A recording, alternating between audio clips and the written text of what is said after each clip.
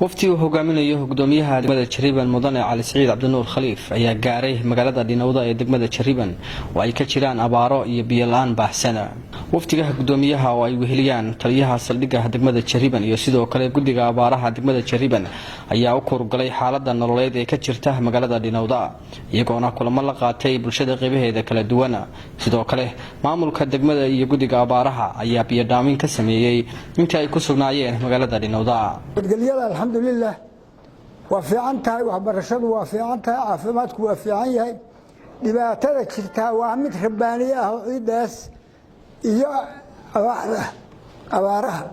iyo biyuhu waa lafdhabar waa runtiin waxaan u dayn doonaa sida wax yihiin iyo wixii laga qaban karo maamulkaan u dayn doonaa aniga hadalkaygu wuxuu ku ekaanayaa meeshaan waa meel taariikhiya waa la deganaan jiray waa la deganaan doonaa mana u malaynayo haatan hala raro inta la raro in la xamar waabaa la yidhi baa la hala raro suuroodu weydi waa xamar oo kale meeshaani lama rari karo laakiin qaabkii kale wax laga qaban karo ilaah baan la kaashanaynaa ra'yigeenna iyo waxgaradkeenna iyo balaankeenana waa la kaashan doonaa waxaan hadda hadalka ku soo dhowdhoweynayaa maamulkiina waa joognaa inta haatan dhibaatada ugu badnayd oo cudur iyo haddii ilaahay ku ree ammaan darro iyo midna ma sheegin waxyaalo wax laga qaban karo oo sida biyaha oo kale laakiin waxaan ka hadlayaa abaarta waa la og yahay annagu waa ka warbixinay garow waan tagnay hay'ad kasta waa u tagnay ilaa madaxweynahan u tagnay madaxweyne ku xigeen madaxweynuhu waa maqnaa markii uu joogin asagana fariintiyadu waa gaadhi waxa weeyaan horta ilaahay ha naga baxsho marka ugu horeysa abaarta ilaah baa naga bixin kara midda labaad warbixinta waa dhiibnay annagu waxa dadkii aan warbixinta u dhiibnay oo reer Puntland ah oo madaxda Puntland ah mas'uuliyadda ahaydna waxay yiraahdeen oo annaga naga ballan qaadeen markaanu uga warranay wixii jiray ayaguna ay ogaayeen in Jariban lambar 1 tahay lambar 2 inay abaaraha tahay Dhinowdana Jariban bay ka mid tahay waxa u dheer iyaga waa bacaadka u dheer biyo la'aantu meel bay ka jidhaa iyaga hadda ceel Dhinowda la yiraahdo biyihiisu kharaar yihiin oo intii badnay xawaalantay baad sheegaysaan dhul waxa jiraan ceel la lahayn biyo lahayn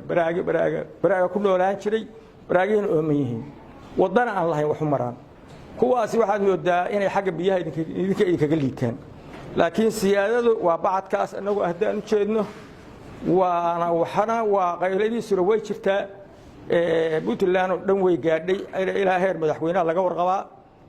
ilaa heer gudoomiye degmo hadii wixii laga qaban karana waa laga qaban doonaa hadii alla idmo waxaan ku soo gabagabeynayaa ilaahay gacantiisa laga dhargaa ilaahay madarhana siiyo ciidana naga joojiyo salaamu calaykum gudoomiyaha degmada Jariban ayaa shacabka reer Dhinowda ugu warbixiyay inay dhawaan soo gaari doonaan wafti ka socda dawladda Puntland si markaasi xal looga gaaro bacaadka ku habsaday magaalada Dhinowda kulligood in miiskooda uu hor yaalo xaaladda Dhinowda oo madaxweynuhu uu soo dirayo wafti wasiir ah oo halka yimaada oo go'aan iyo la noqdo oo madaxweynaha hordhiga sida halka laga yeelaa kadibna go'aanka laga gaaraya ma noqonayo mid maxaan ku yiraahdaa gudoomiye degmo ma noqonayo mid xildhibaan golaha deegaanka wuxuu noqonayaa go'aan heer madaxweyne ah haatan go'aan heer madaxweynaha ayaa wafti ku imaanaya intaas way inta degmada annaga aan u xilsaaranahay in aan gaarsiino wasaaradihii gobolkii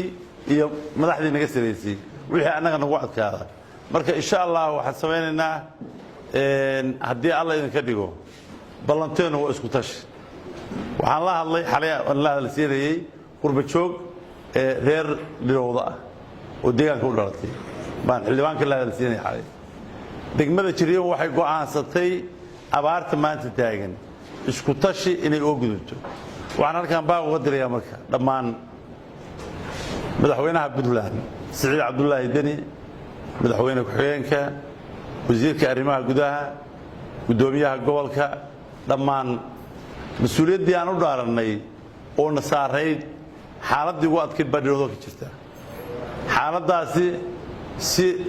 intii aan awoodno sidii looga howlgali lahaa in talo heer degmo heer gobol heer wasaaradeed iyo heer madaxweynaha in laga gaaro kadibna ilaahay waa nagu guuleynaya adinkuna ku niyad samaada wixii ilaahay وكان إله ونبرينا aadanuhu waxay maarayn karaanna waa wada maaraynaynaa annagana waxaa la rabaa in aad guddi samaysataan oo xaaladdan si gaar ah igala soo xiriira